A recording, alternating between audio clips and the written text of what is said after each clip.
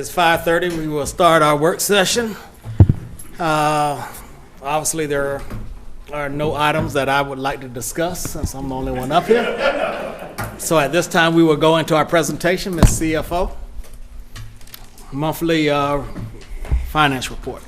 Good evening, Mr. Chairman. This evening I'll be presenting our monthly finance report for as of April 30th, 2022 unaudited. So the first slide is our revenues, budget to actuals. As you can see, we are at 93% of the budget. We've collected 93% of the budgeted revenues. We've actually collected over 100% of our property taxes, and then other taxes and assessments at 93%. And if you look at the prior year, you can see that we're actually ahead of where we were last year. At this time, we were at 76% of the budget. This just shows a visual of comparing where we were last year to this year.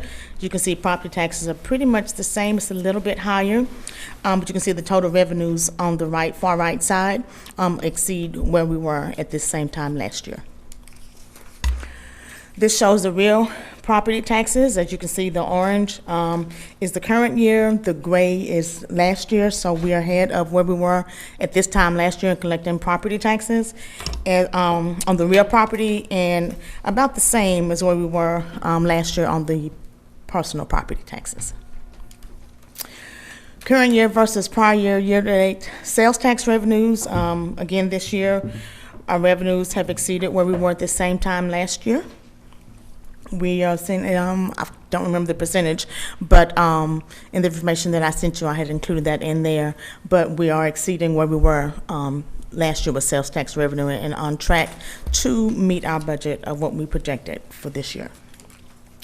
On the expense side, we are at 78.1% of our budgeted amount, and we are a little under, if you look at the 4/30/2021 column to the far right. We're a little under where we were the same time last year in expenditures. So we're on track to either spend out our budget or come in under budget as we have in the prior years. So we're at 77 or 78% in our salaries and 62% in our capital expenditures. Regular operating expenses is where most of everything goes outside of the salaries. We're at 82.5% of our budgeted for our budget for this year. This slide just shows a visual of the information I just presented, and as you can see, again, the salaries are a little lower, slightly lower than where we were last year, and the total expenditures are pretty even to where we were last year. Oops, went too fast. So in the summary, our amended budget, we did have some amendments to the budget, and our it's $235,435,736 is our amended budget. We had total expenditures of 183.8. So again, as we stated earlier, we were at 78% of our budget. We had $226 million in revenues budgeted. We're at 219 collecting of those, which is 97% of that. And right now, the way it's budgeted, we are expected to utilize 8.7% of our fund balance. However, right now, at the end of April, we actually have a surplus of $36 million.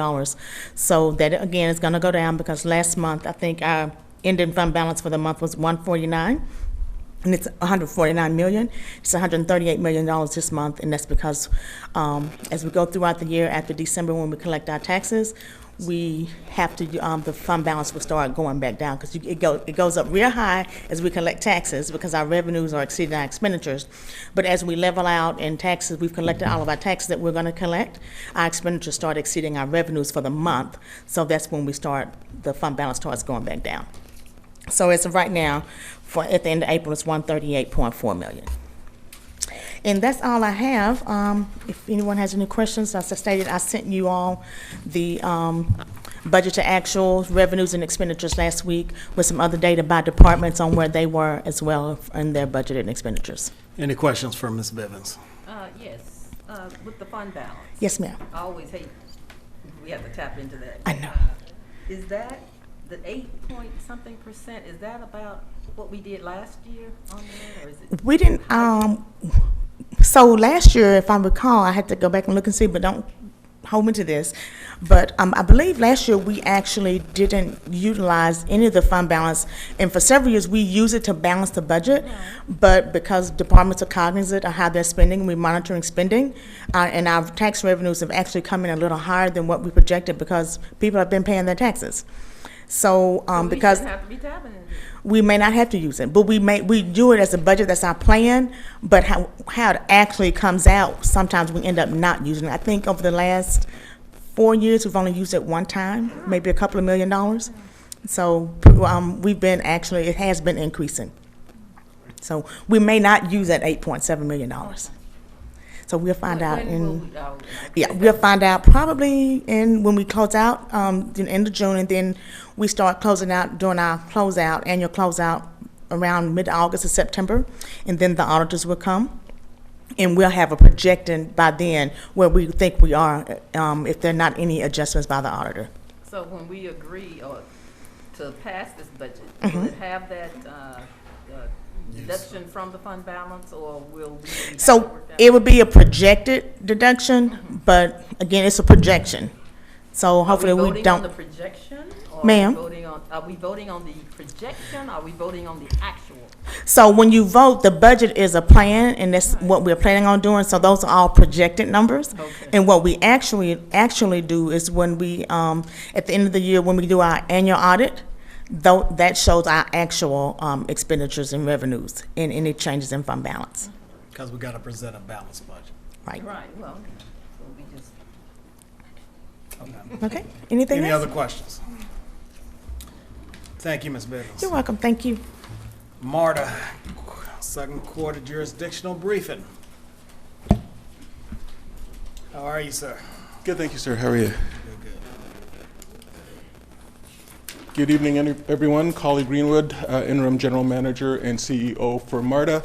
Just want to start off by recognizing that in FY22, as we hand the baton over to FY23, MARTA has enjoyed a number of successes, all listed there. Bring your attention to the fact that the MARTA workforce has been well supported with hero payments, retention pay, PPE stipends, and the REACH program, which has been enjoying a lot of success, expands on May 30th to continue to increase ridership in that regard. The budget timeline that we've gone under is really, it culminates at this point, May 24th at Clayton County, tomorrow at City of Atlanta. That ends the jurisdictional briefings.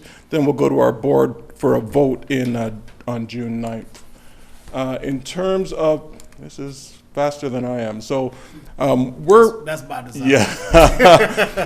I'm just going to show you 4 slides on the operating budget, 4 on the capital budget, 4 highlights specific to Clayton, and then a couple of system-wide project references.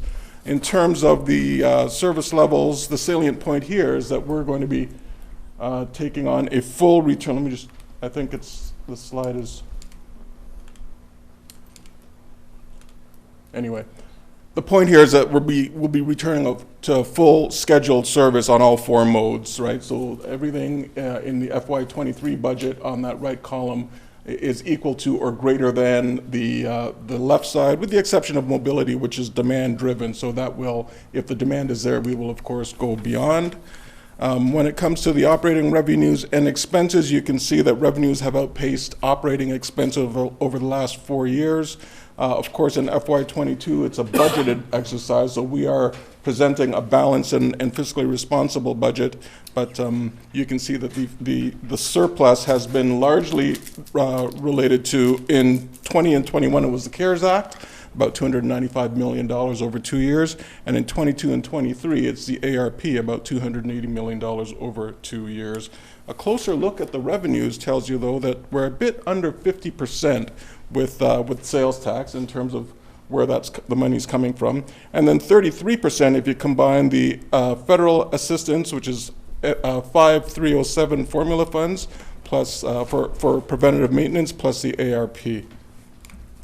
In terms of the expenses, it's a labor-intensive organization, of course, so we're about 60% in labor, salaries, wages, and benefits. And other contractual services include IT license fees, fare collection, equipment maintenance, passenger facility maintenance, external litigation, and other lesser contracts. Over to the capital budget. I can tell you that our sources and uses document is here, and largely it says that the capital plan assumes a total capital program of $717 million in expenses in FY23. That includes the $512 million of state of good repair investments and $45.4 million more for more MARTA City of Atlanta, $14.5 million for more MARTA Clayton County, and $145 million in debt service payments. It does not assume any additional debt service issuance until FY24, so nothing in that regard in FY23. In terms of funding sources, you can see here that the discretionary grants and formula funds total $84.5 million in federal grants. You also have the capital sales tax coming out of the core penny, and we have reserves utilizations over in the purple for 36%. And the total expenditures for state of good repair, the FY23 state of good repair expenditures, including debt service, are budgeted at $657 million. You'll see here a breakdown of expenses by the 5 FTA asset categories, including debt or along with debt service. And the largest category of investments in 23 is for stations and facilities, over half of which is for the station rehabilitation program, which is budgeted at $72 million. Just a quick look at what makes up the top 10. This is a snapshot. These projects, 10 of them account for about 59% of the entire FY23 budget. Notable on there, of course, is the new rail car procurement, the Clayton County O&M real estate expense, and of course the smart restroom program. This is the jurisdiction-specific portion of project highlights, and of course this is all about Clayton County. We've had a good run of late with Clayton County, a lot of success. I'm going to break down into 3 different categories. This is a new category, the PIA, Policy, Innovation, and Administration. It's really a nod to the fact that we have to do more planning and comprehensive strategic work that leverages better results in the end. That transit supportive land use study is a big one. The FTA actually awarded us $970,000 to MARTA, and that's to fund TOD planning around Clayton County high-capacity transit. And this is notable because it's the largest award among 20 major cities across the country that competed for these funds. So well done to Clayton County in that regard. Safe routes to transit, another new initiative, and that's aimed at improving pedestrian and bicycle and rolling safe access to bus stops and rail stations. You know, it's $2 million for us to start the conversation in terms of planning. It's not something that MARTA can control entirely. We're not entirely responsible for all the sidewalks in the city, but we can definitely get the conversation rolling and advocate for that kind of connectivity. And with any persistence, we'll be able to apply for some IIJA grant programs because the potential is there. And again, nationally, there's about $1 billion worth of funds available for that, so we're very keen to get that work underway. The state of good repair category is a category that we're all familiar with. And basically, this is telling us that the Clayton County Operations and Maintenance Facility is $2.5 million of work in FY23, and the land acquisition, the real estate for it in FY23 is $45 million. So for those that are not familiar, this is the bus facility that's going to serve Clayton and much of the South Metro area. We're commencing with final design process soon after a designer is selected, and property acquisition process is underway. When it comes to the expansion program, we can see here that we've got the Clayton County Justice Center Mobility Hub, we've got the South Lake BRT, and we've got the Clayton State Transit Corridor, all of which are significant developments along in the south. And the Mobility Hub, early phases already operational with breeze vending machines, benches, shelters, barriers already in place. The Clayton State Transit Corridor is planned for from East Point to Lovejoy, around 22 miles with many stops in between. The 10-year outlook, really the message here is that we've talked about each of these categories prior, and the assurance here is that each of these categories continue over the next 10 years, and the work will continue in each of those. And a brief word about our bus shelter and amenities program. We'll bring in FY22 with 30 amenities in place, and we're committed to another 30 in FY23. System-wide look at programs and projects. Really, you know, under the PIA, Policy, Innovation, and Administration category, I'll just draw your attention to the fact that we're starting a long-range transit plan for a comprehensive view into MARTA's future development. Under the SGR, the State of Good Repair, we're leading a regional effort to modernize fare policy and fare collections. And under expansion, we are improving how the system operates and improving access to the system to make it easier and safer to use. You'll see that with transit signal priority, safe routes to transit, bus shelters, bus signage, and the rest. And with that, I'll take questions. All right, any questions for Mr. Greenwood? I do. Thank you for that presentation. I do have a question about the sidewalk connectivity into the BRT, and hopefully we will be able to consider that as well, as long as Highway 54, considering we got Clayton State. And I think one of the major focuses we have to have here is for pedestrian safety, and hopefully we begin to really focus on that, as well as the bus shelters. Are we going to have bus shelter? Are we going to have seats and shelters at all stops? Not at all stops. We've done and continue to do a prioritization program to make sure that at key locations, you know, it depends on if there's a senior's residence nearby or a hospital, or if it's connecting. So those locations get prioritized, and we continue to build out. It's part of a 1,000 amenity 5-year program, so 200 amenities a year. So it is a paced program, but there are priorities involved. And yes, you're right. When it comes to safe routes to transit, that's part of the reason we've put in that new PIA categories, to make sure we're intentional about the infrastructure we build. And that $2 million was just for the study, correct? For the study, Okay, just for the study, yeah. All right, thank you. Any other questions? Yes. Commissioner?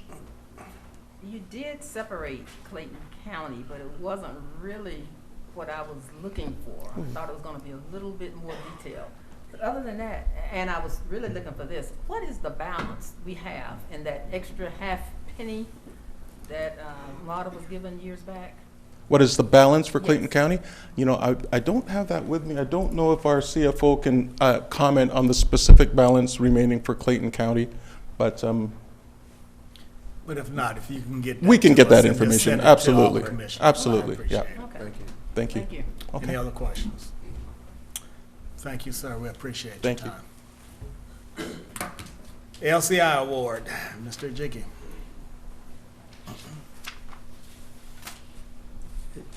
Chairman, Vice, and Commissioner, good afternoon. This is just to give you an update that we received the LCI award in the tune of $400,000. And, sir, Give me that number again. $400,000. That's like the way it resonates in my It sounds good. And so it's between 3 jurisdictions: the county, the city of Jonesboro, and the city of Lovejoy, with emphasis on certain nodes. The nodes that we started with for the county is the Terra Upper Riverdale area that we are calling the Gateway, and Jonesboro, the city of Jonesboro will concentrate in the middle and do some segments, and the city of Lovejoy, we do the southern end of the county. But the whole idea was to do a project by dealing with nodes in those areas. The segments, the corridor segments in between will also be planned and gradually benefit from the economic development in those nodes. So that's the general plan. We've met with ARC, with our representatives from those cities and the county. We have a June 1st meeting at ARC itself, which will be the kickoff So after the kickoff, we will be able to share a timeline that we all will be working with, both the county and the city will be working with. But this is just a brief update to say we have the money and we just got to get to work. Just so I'm clear, just to emphasize, June 1st will be the first meeting. Yeah, well, yes, at ARC, it is the kickoff meeting in the metro. So not just us, everybody else who received the award in their own jurisdiction will show up for the meeting. They're going to explain the logistics of doing the project and being able to talk about different scopes, how they envision to assist us. Also for the board to know that at some point we will start engaging in the process of RFP. We're going to be hiring a vendor to put the project together, and it will be in collaboration of the county and the cities to do that. So, and again, before I will remiss if I do not say publicly that we appreciate all the help we've gotten from Metropolis Alliance, especially the CEO.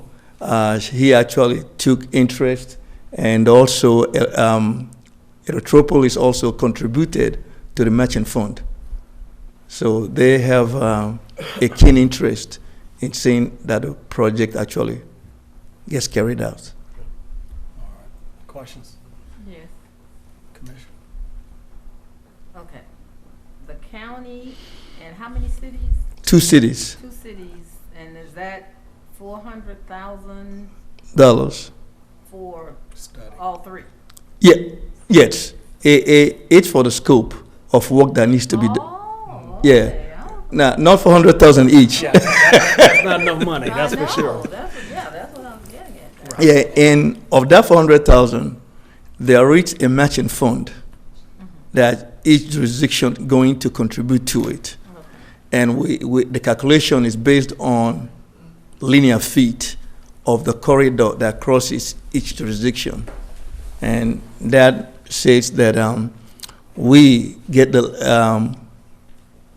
lion's share, and also we get a little bit of the control of the project. Do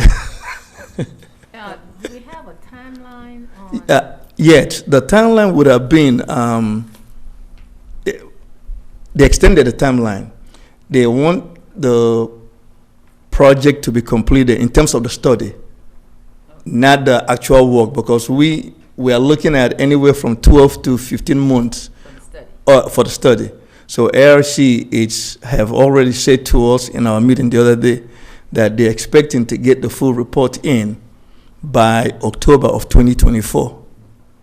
So our plan is to start our procurement now and hopefully get an award done by the end of the year, so that tentatively that schedule allows us to use the whole of next year to work on the project and come back to BOC to approve the project before we send it back to ARC. Any other questions? All right, thank you for your Thank you. comments, and appreciate all the work that you and the others that's involved with this initiative, the work that you put in. We really All right. appreciate it. Thank you, Chairman. All right. Impact fee process. Chief Mercer.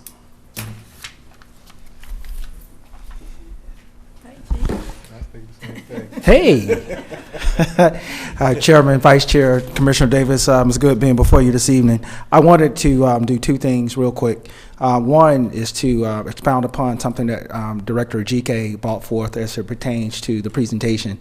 As he talked about the work of Mr. James and Aerotropolis, one of the things we'll be coming back to have in tandem with the LCI study is the additional request for funding from them. They're looking at about additional $50,000 to help with catalytic projects during this corridor. So in the perfect world, as Mr. GK talked about these nodes, clearly the primary focus of the LCI is about pedestrian safety. But if we continue to build out that corridor with businesses and trying to find ways of supporting them, working in conjunction with our Office of Economic Development and Aerotropolis to do that, we feel like that's a great time to maximize that opportunity. So we just wanted to bring that to the forefront, because I'll be requesting a meeting with each of the commissioners over the next week or so, because that's on the agenda for June 7th for you all to ratify that $50,000 request. Getting into what Chief Murkison will get into this evening, the impact fee update. This board tasked us in a previous work session.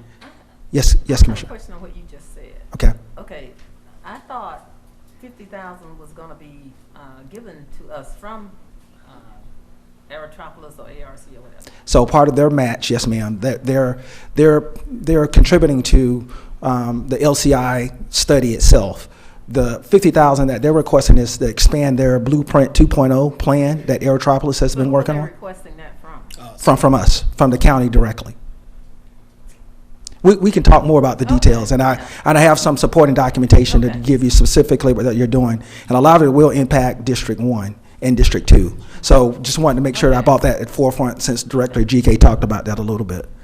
But as it pertains to the impact fee update, one of the things that y'all tasked us with is to kind of develop a scope of work to figure out how impact fees can play an integral role in assisting us with a lot of the capital outlay and capital development in the county. So Chief Murkison, through the Office of Resiliency, will kind of give you an update on that scope of work and ultimately what the next steps will be with regard to that program. Thank you, sir. Good evening, Mr. Chairman, Madam Vice Chair, Commissioner Davis. I will keep this moving. Strap on your listening ears. Here we go. What I wanted to do was bring back before you, as the COO said, kind of give you an update on the work that has been going on since our last presentation was made to the board back on February 22nd. So I figured we'd start with just a quick timeline of the steps that we've taken thus far and the time that's been spent on each one of those steps. The initial presentation was made to the Board of Commissioners at the February 22nd, 2022 work session. The general consensus of the board at that time was to move forward through the process with development of a scope of work to be brought back before the board for any further discussions. The next step in that was to determine what the best procurement method would be. The following business day after the initial meeting, the Office of Resilience and Sustainability, along with the COO and the Director of Central Services, held several conversations around the best method of procurement given the complex scope of work necessary to complete the task in accordance with state law. This process involved a review of the presentation outlining the Development Impact Fee Act, a comprehensive review of recent plans completed by the Board of Commissioners that would be impacted by the Development Impact Fee process, and finally, which process had the most likely nexus to the needed scope of work. This process lasted approximately 21 days, as shown in that box. The next part, on March 16th, it was decided that the best nexus rested with the recent development and passage of the county's hazard mitigation plan. The following nexus was created to explain the connection and to provide the rationale for expansion of the current agreement with Wood PLC. This process took approximately 3 days and yielded the following project nexus. Seated in the Clayton County Multi-Jurisdictional Hazard Mitigation Plan, which has been adopted by Clayton County, GEMA, and is now sitting with the Federal Emergency Management Agency for final adoption. The nexus was derivative of Section 2, which is called Hazard Identification and Risk Management. As defined by the Federal Emergency Management Agency, risk is a combination of hazard, vulnerability, and exposure. It is the impact that a hazard would have on people, services, facilities, and structures in a community, and refers to the likelihood of a hazard event resulting in an adverse condition that causes injury or damage. Per the current growth and development trends of the county noted in Figure 1.10 of the HMP, population projections for the county are projected to increase by 66% by the year 2050. The hazard identification and risk assessment conducted through the current version of the Hazard Mitigation Plan recognizes the surge in population on the county's aging infrastructure and facilities as a substantial risk moving forward, specifically as it relates to the county's abilities to provide public safety and other critical services. As a mitigation strategy to reduce the likely impact of the impending development and population increase, Wood PLC has produced a scope of work to implement a developmental impact fee ordinance that will serve to shift the burden of expanding needed infrastructure to future developments in lieu of the county taxpayer being solely responsible. This would allow a graduated and methodical approach to addressing the risk through infrastructure development running concurrently with growth and economic development thereby substantially reducing the county's risk and vulnerability to substantial service disruptions in the near future. The process we utilize is aligned through the Hazard Mitigation Plan and allows for a better understanding of the potential risk to natural hazards in the county and provides a framework for developing and prioritizing mitigation actions to reduce risk from future hazard events. This risk assessment followed the methodology described in the FEMA publication Understanding Your Risk, Identifying Hazards and Estimating Losses, also known as FEMA 386-2, printed in 2002, which breaks down the assessment into a three-step process consistent with the phasing of the proposals submitted by Wood. On March 21st, I held the initial scope conversation with Wood and their internal teams. Over the next few weeks, several emails went back and forth with multiple questions related to the structure of the ordinance and the way potential fees would be expended. A proposed scope was produced and sent to me and the Office of Resilience for review. This process took about 4 weeks. I reviewed the scope against the conversations I had with the team and forwarded the scope over to Central Services around the 21st of April. Central Services reviewed the scope of work for procurement and legal compliance.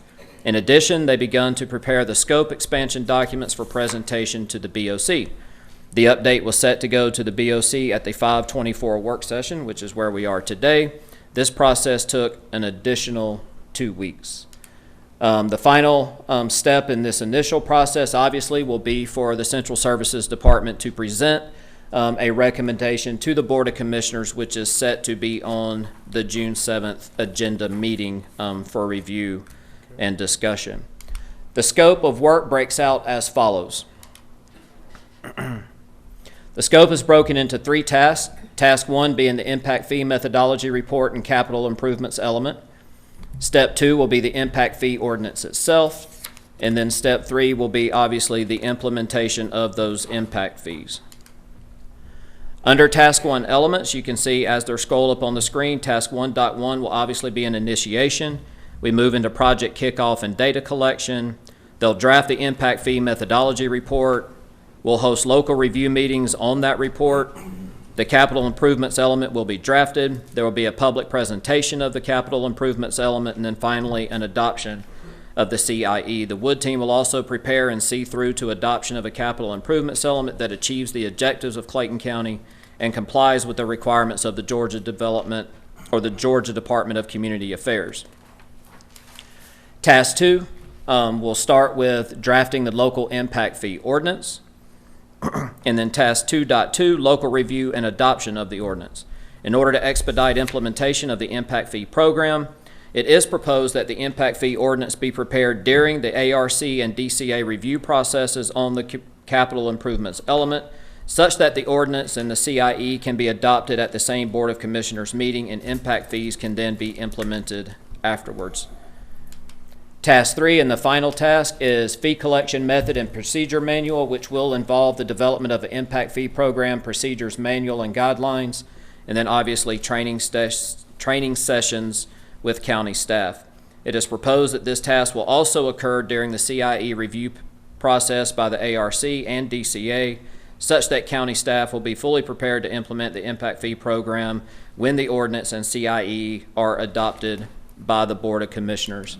And then the attached is a proposed Gantt chart, which outlines the advisory task force meetings, which is a requirement by DCA to be developed by and appointed by the Board of Commissioners. As you can kind of see, we've outlined advisory task force meetings by the blue asterisks. Green squares are BOC meeting dates or work sessions, and then the blue boxes represent the consultant activity. So you can see there are a lot of overlapping steps as we move through this process. Obviously, this process is subject to change. It can either be reduced by collaborating or condensing some steps as noted, or it can be expanded as needed. And of course, all of this is subject to final approval by the board.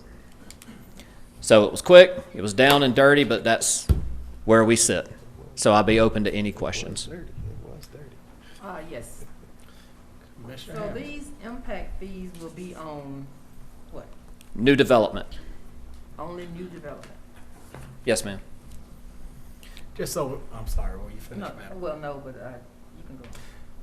So impact fees will impact some areas that new development, but it won't be countywide, correct? No, sir. So the impact fee ordinance, if adopted by the board, will only be enforceable, obviously, in unincorporated Clayton County. Now, where some of the issues may rise, and Chuck may have to opine, is obviously my agency provides plan review and new construction services to some of our municipalities through intergovernmental agreement. So the question would then become is how does the impact of the board potentially adopting an impact fee ordinance affect those intergovernmental agreements? So there would be how the fees are divvied up and spent is by will of the board. What categories they're spent in. So let's say most recently in my previous presentation, I showed you that the city of Atlanta has a proposal to charge, I think it's up to about $3,000 per room in impact fees for new hotels and motels. So they have those fees split out to be divvied up between fire, police, parks, and I think roads. So, and there's a formula that goes through that. It's not just divided by 4 and divvied out. It's fire gets X percent, PD gets X percent, and then it's divvied out per the formula that once again is adopted by the board. So the question would be is, since I have a responsibility in Lovejoy, Lake City, and the city of Jonesboro to provide those fire protection reviews, plan review, and new construction services, how does that work? Are those developments exempt from the fire proportion of those fees because that's in a municipality and not in unincorporated Clayton County? I think that's kind of what gets spelled out as this ordinance is drafted. Now, if a municipality chooses to adopt the ordinance, I think that would be kind of up to them as a jurisdiction for how that works, but then those fees would go to their law Well, enforcement. let me ask a different way. That was helpful information, but that's not the point I was getting at. So the assessment of impact fee on any development, I'm under the assumption that that area where it's being assessed, there would be a need for it because there's a major impact to the, i.e. the infrastructure or something like that.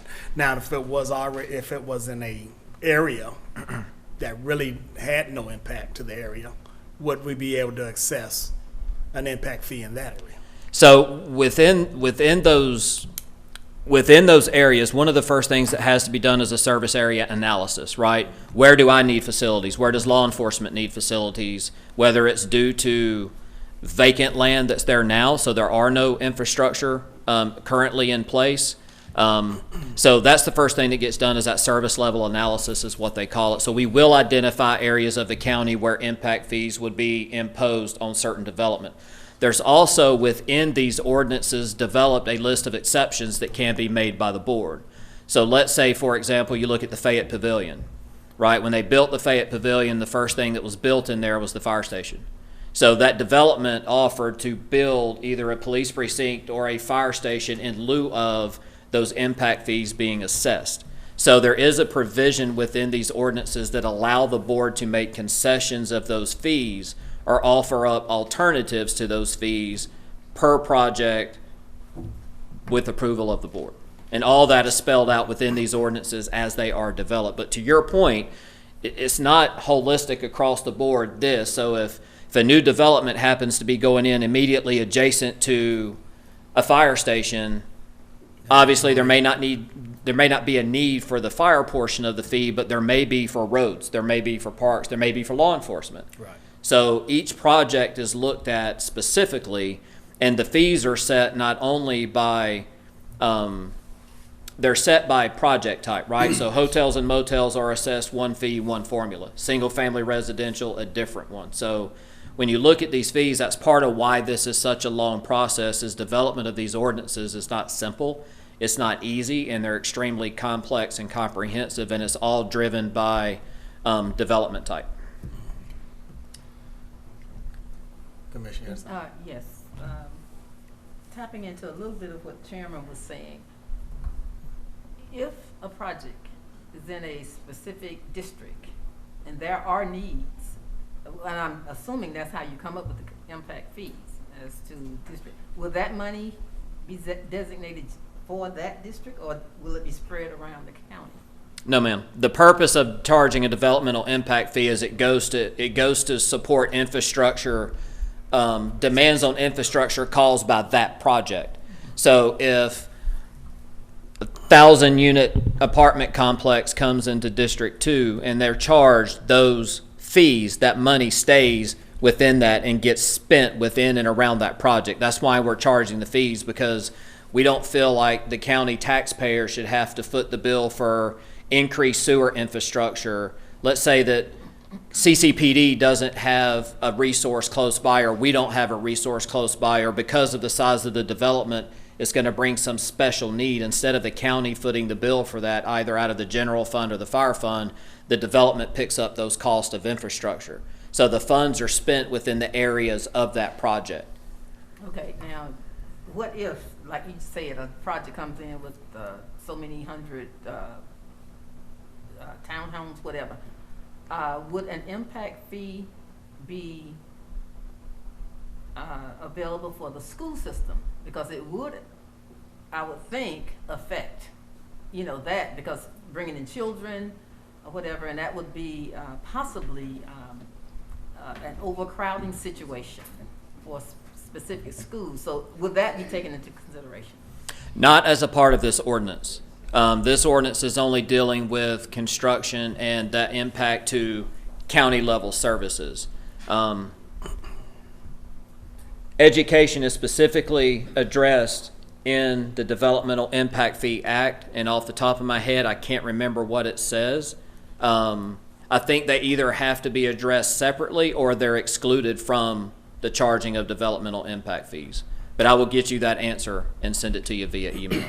Oh, I know education is specifically addressed under the act, but I can't remember the exact terminology. okay.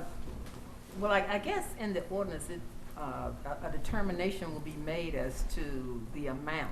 You touched on it a little bit, but Yes, ma'am. so it So can be different amounts for different projects, same project, different amount, kind of thing. Or maybe would it be different as per district? it won't be it won't be different per district, right? So how the fee structure will be set is single-family residential homes will be assessed X fee per unit. Okay. Multifamily, townhomes, apartments, anything bigger than a 1 or 2 family dwelling will be assessed X fee per unit. Hotel motels will be assessed X fee per room. Commercial is typically done per square foot, right? So it won't be different per district, but it will be different per occupancy classification. So, and what those rates are, the consultant will come up with a fee structure that's based off of what's around us. Obviously, when you look at some, they get way up there. When you look at kind of what Atlanta's doing right now, they have a 3-year phased approach to raising their fees. I think next year they'll be 100% of their increase, which I think is more than doubled what their fees were over their previous drafts of their ordinances. But all of that will be brought to this board for consideration. That's why there's so many adoption points in there. So when you look down and you get down to the methodology report, which is about halfway down task 1, that's what that methodology report does, is it tells you what's the method behind the madness with the impact fees. How did we get to the fee schedule? Is the fee schedule applicable to the board? Is this what the board wants to see? Do you want it to go up? Do you want it to go down? What do you want it to look like? So all that will be done by that established impact fee advisory committee, which will be once again appointed and set by this board. Okay, and I guess this is a thought question, and we'll all have to decide on this. My thought is sometimes that can send businesses other places. They say, okay, I want to do this in Clayton, but no, they have this amount in impact fees, I'm just going to scoot around and go somewhere else. Do you think that could have a big effect? No, ma'am, because we're the only ones in the metro that don't have them. Okay. So if they leave and go to Atlanta, they'll pay triple probably what our fees would be. Okay. If they go to Henry, you're going to pay, right now, I think Henry's per single family residence is nearly $3,000. Okay. And so we would have to consider that when we're and it is not deciding. stymieing development whatsoever Okay. anywhere. So we're not, The impact fee started in the late 80s, early 90s.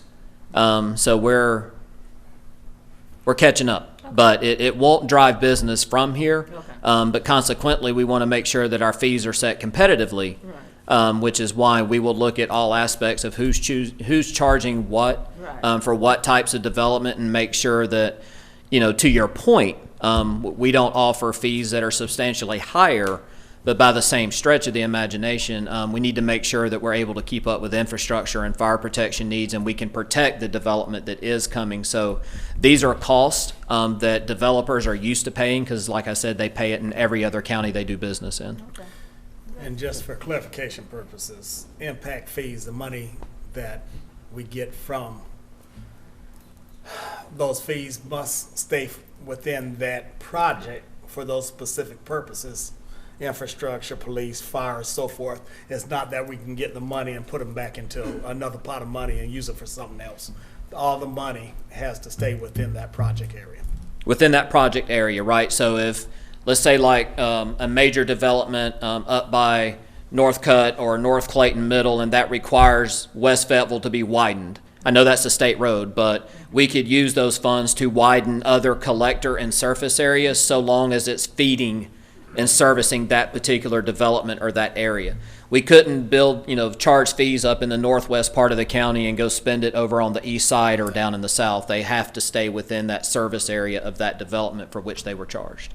Okay, thank you.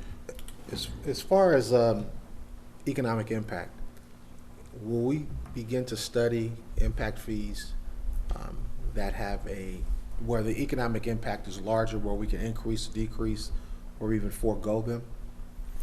Right. So when the ordinance is put in, once there's a capital improvements element added to our comprehensive plan, that CIE has to be updated. I believe it's every 5 years. You have to bring it back, reevaluate it, and update it. So every 5 years or sooner, should the board wish, you can look at what the impact has been.